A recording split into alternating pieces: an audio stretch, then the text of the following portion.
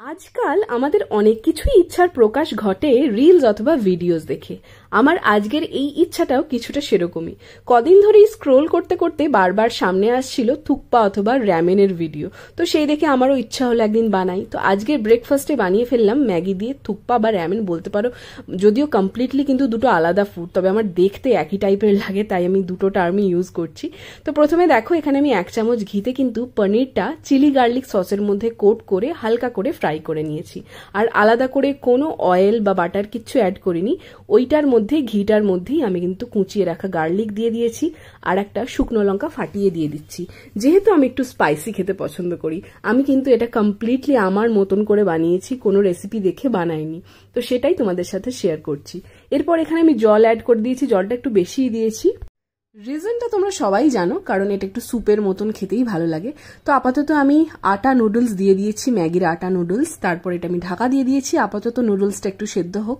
আর এখানে আমি টেস্ট মেকারটা আগে থেকে কেটে রেখে দিয়েছি প্যাকেটটা। আর এখানে আমি অ্যাড করে নিচ্ছি চিলি গার্লিক সস, যেটাতে কোট করে আমি পনির ভেজেছিলাম, ওটার মধ্যেই জাস্ট অল্প করে একটু জল অ্যাড করে ওটা আমি এই নুডলসের মধ্যে দিয়ে দিয়েছি। তারপর আমি টেস্ট মেকার দিয়ে দিচ্ছি। এরপর একটু টেস্টি বানাতে অ্যাড করে নিচ্ছি একটু আমুল চিজ, একটাই স্লাইস দিচ্ছি, তোমরা চাইলে দুটোও দিতে পারো যারা একটু চিজ খেতে বেশি পছন্দ করো। আমিও করি, কিন্তু বেশি খাওয়াটা ঠিক না, ওই জন্য আর দিলাম না। রান্না কিন্তু অলমোস্ট শেষের দিকে, আমার তো মনে হচ্ছে এটা হয়েই গেছে, সেই জন্য একদম ইন্ডাকশন অফ করে দিয়েছি। এবার সার্ভ করার পালা।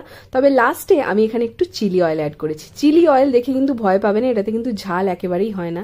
তবে আমি দেখেছি যত কমই চিলি অয়েল দাও না কেন, সেই ওপরটা দেখে মনে হয় যেন কতটা তেল ভাসছে, তোমরা এটা দেখলেই বুঝতে পারবে।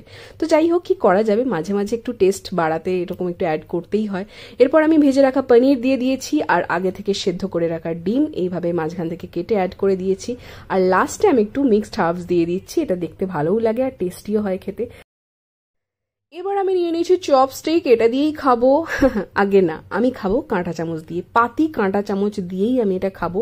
আর একটা এমনি স্পুন নিয়ে নিয়েছি যাতে স্যুপটা খেতে পারি। তো তোমরা বলো রেসিপিটা তোমাদের কেমন লাগলো, অবশ্যই জানিও কমেন্টসে। আর কারা কারা ট্রাই করবে ভাবছো সেটাও জানিও। চলো আপাতত পেট পুজো সেরে নিই, আজকে আর মনে হচ্ছে লাঞ্চ হবে না। তোমাদের সাথে দেখা হচ্ছে নেক্সট ভিডিওতে। টাটা।